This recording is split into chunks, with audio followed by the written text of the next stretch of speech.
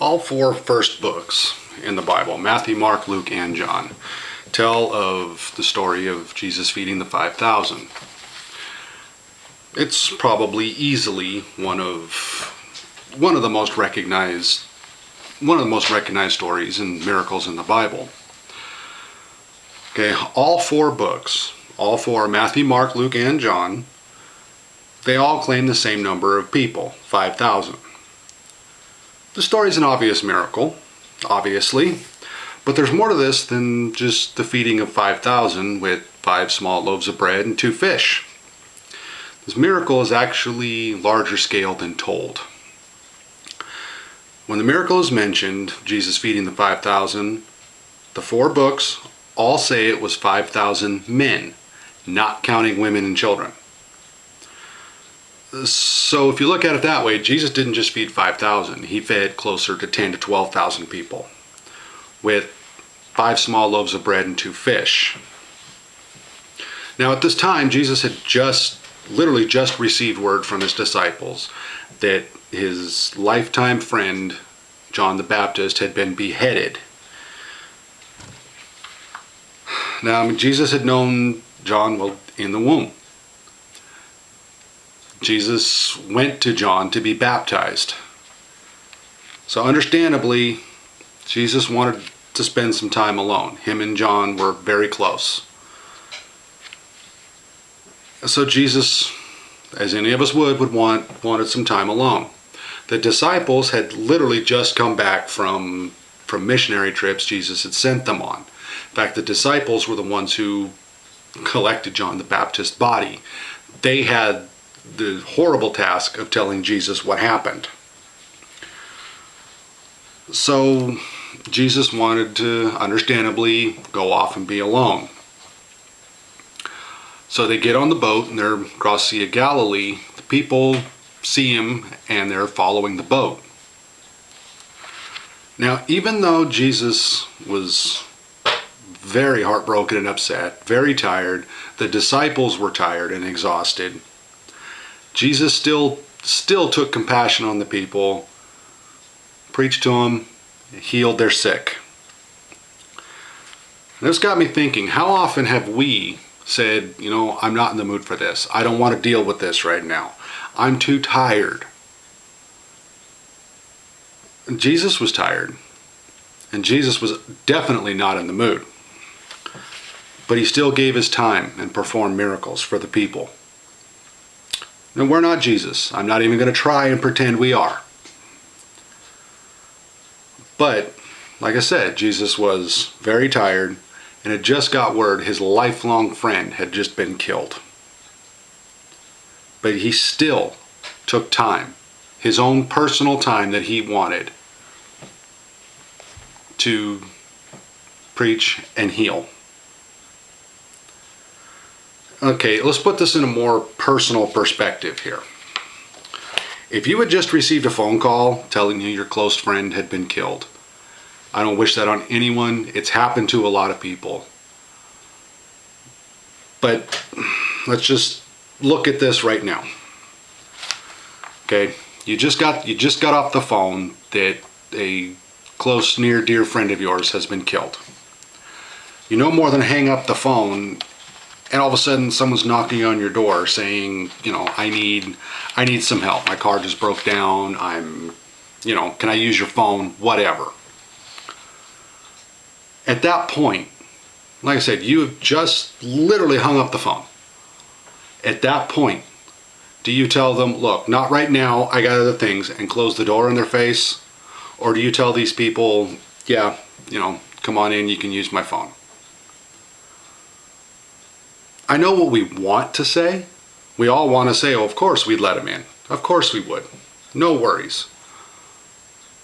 But I think in our hearts and in the back of our minds, we all know what we would really do. We would all of us, I think. I'm hoping I'm wrong, but I think all of us would say, I just got some really bad news. Not right now, I'm sorry, and close the door. Now again, I am in no way comparing us to Jesus, how Jesus reacted, what Jesus did, because We're not Jesus. There was only one. We can only strive to live Jesus' way.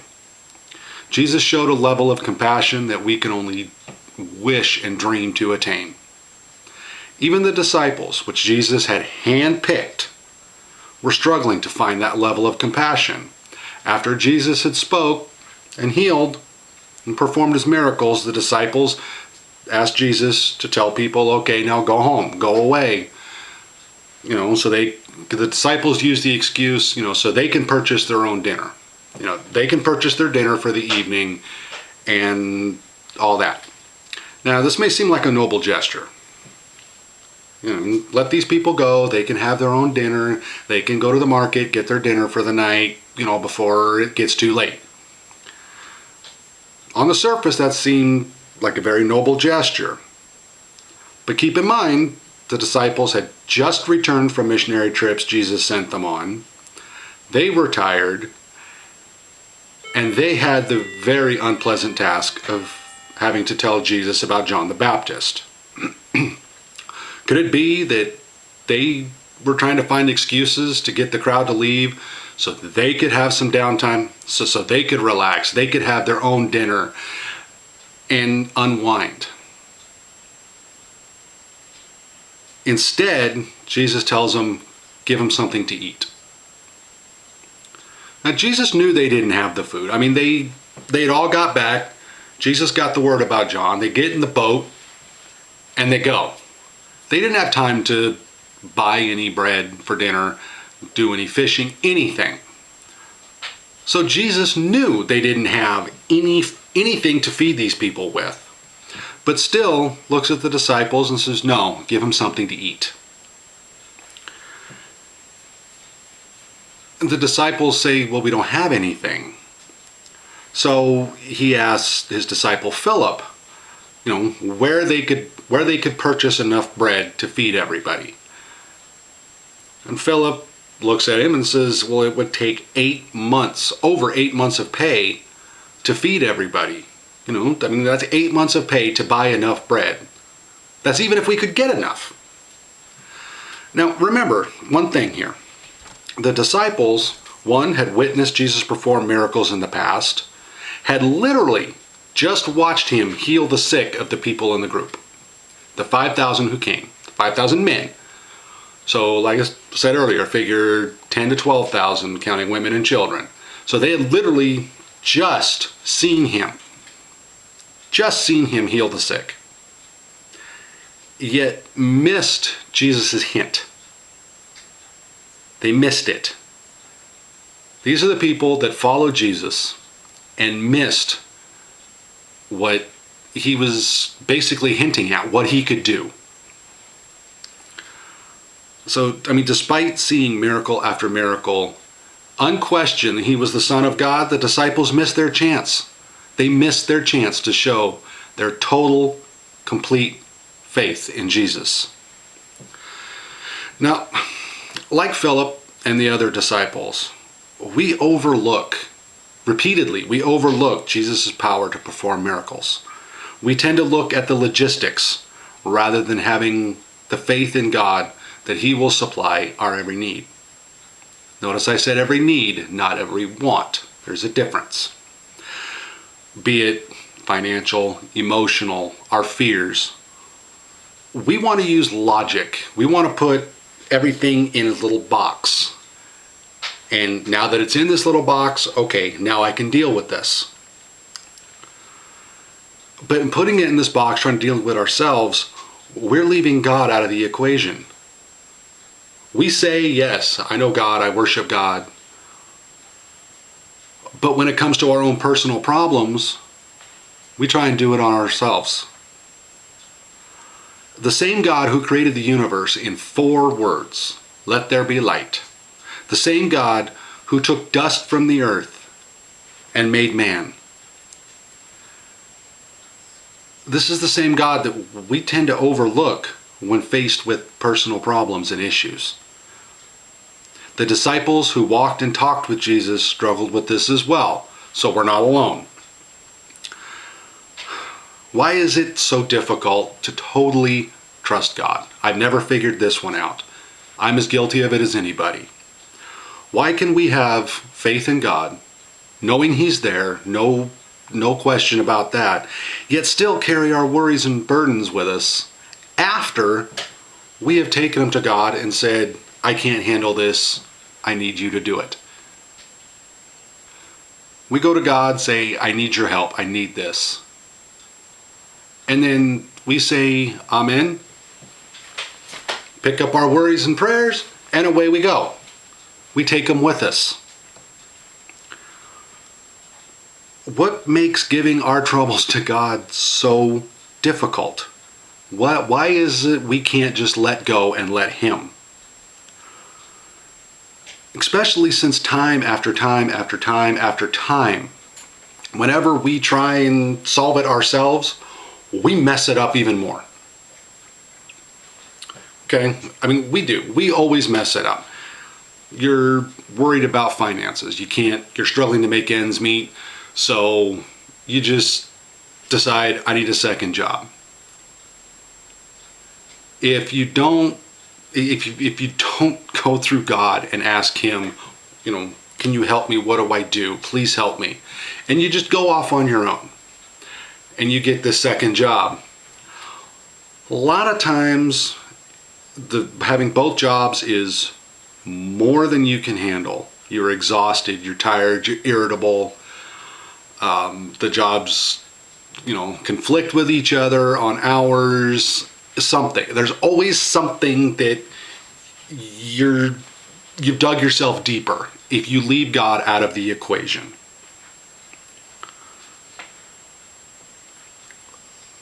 So you're worried about finances? Ask God for help.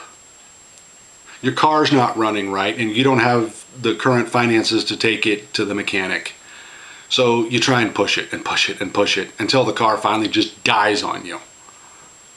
Again, if we try and leave God out of the equation, it never winds up good. So rather than try and take it on yourselves, we need to ask God, here, I can't handle this. It's all you. Please, I can't. And leaving God out of the equation, leaving God out of your problems and worries, and trying to do it yourself never ends well. Now, going with that, let's look at the little boy who Andrew, Peter's brother, brings to Jesus, who has the 5 loaves of bread and 2 fish.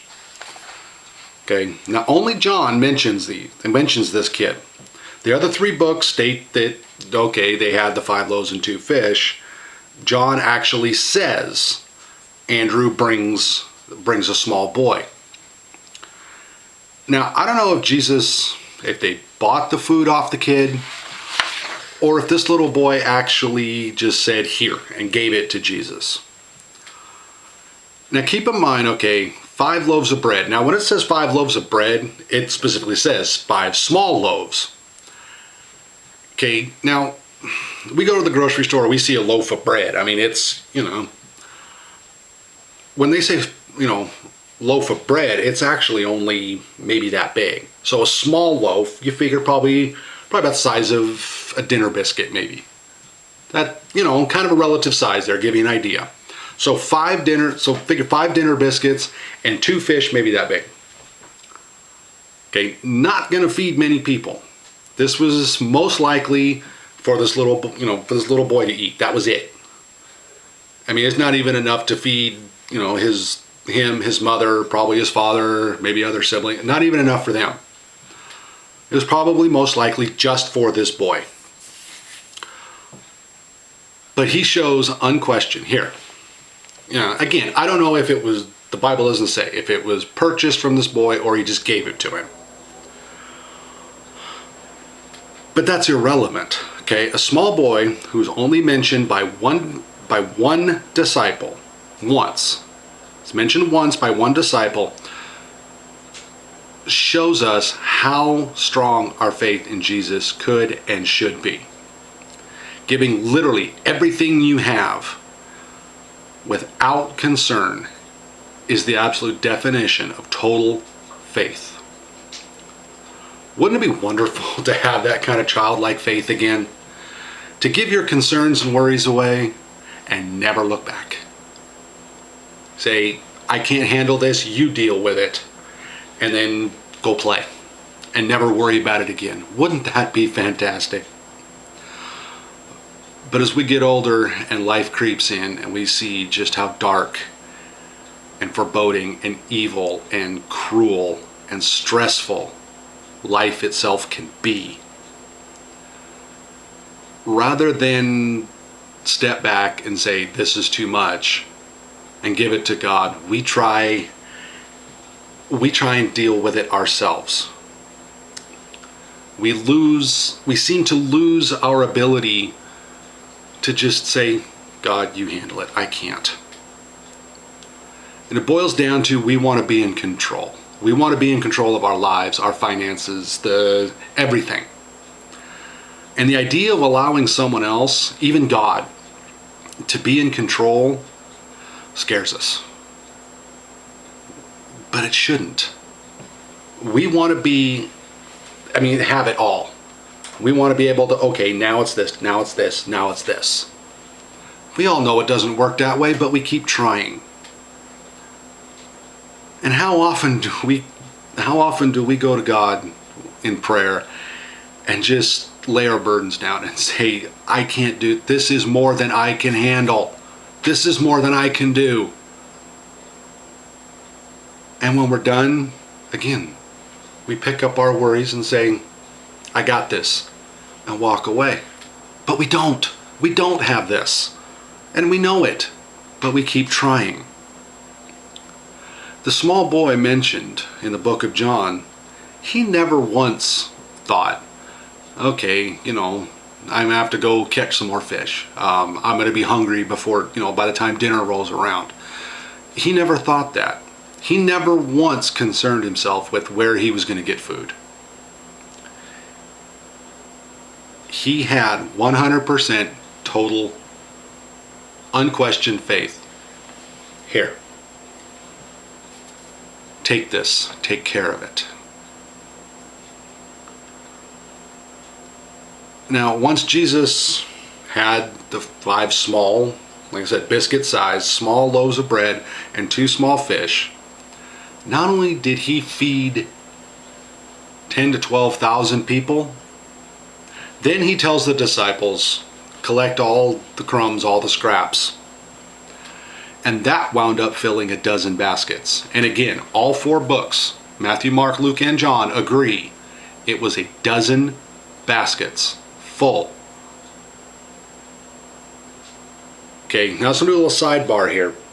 When Jesus told the disciples to pick up the leftovers, it wasn't so that, it was there to attract wild animals. It wasn't there for, to show, hey, look what I did. None of that.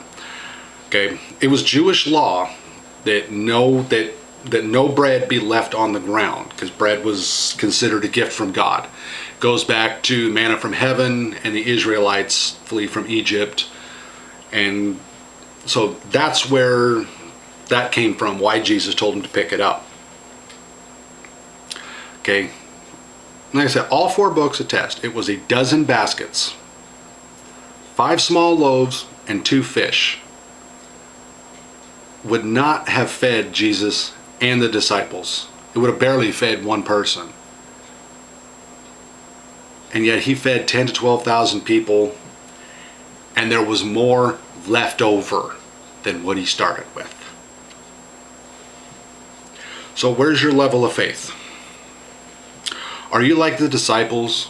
Knew Jesus personally, followed Jesus, heard him speak, witnessed his miracles, and yet still question Jesus with, how are we supposed to feed these people? Or are you at the level of the small boy? Here. This is, it's not much, but I have no question you can take care of it. So here's my challenge to you for this coming year. Try living your faith life like the small boy. When you give God your troubles, let Him handle them. Don't pick them up and take them with you. Once you've given your concerns and your worries, be it financial, upcoming surgeries, illness, whatever, once you have gone to God and said, please, I can't handle this, leave it there. That's my challenge. Don't take them with you. Don't concern yourself with how to solve your problems. Allow God to handle all your concerns, all your worries. My challenge, be like the small boy. Give him your all with the total, unquestioned faith you will be taken care of. We want to be in control and look at things in a spectrum that our personal logic will allow. We put our worries in this nice little box and try to solve everything within that box. But yet, we know a God who doesn't operate in the confines we have created with ourselves. We know a Jesus who took enough food to be a snack for an adult, feed 10,000 people with more left over than what he started with. Imagine what giving God all your concerns and letting Him take care of it without your intervention. Imagine what could happen. So again, my challenge for this coming year, it's not going to be easy. You're not going to be able to just, okay, and your life, all right, here you go. You know, you just take it and say, all right, it's God's now, and it's not going to be easy. I never said it would be. But this coming year, work to putting your faith at the level of the small boy. Give everything you have, the good, the bad, everything. Lay it at Jesus' feet and not worry about it, not have any more concerns. People ask you, aren't you concerned about? Nope, Jesus has it. I gave it to God. It's all on Him now. So for the coming year, it's my challenge to let go and let God. When you bring your worries, your concerns, your fears to God, leave them with Him. Don't take them with you again. Don't end your prayer, pick up your worries, and just carry them with you. When you lay them at God's feet, leave them there. Let Him take care of them. Walk away from the worry. Turn your back on your fears. Let God handle everything. Let go and let God. Be the small boy. That is my challenge to you for this coming year.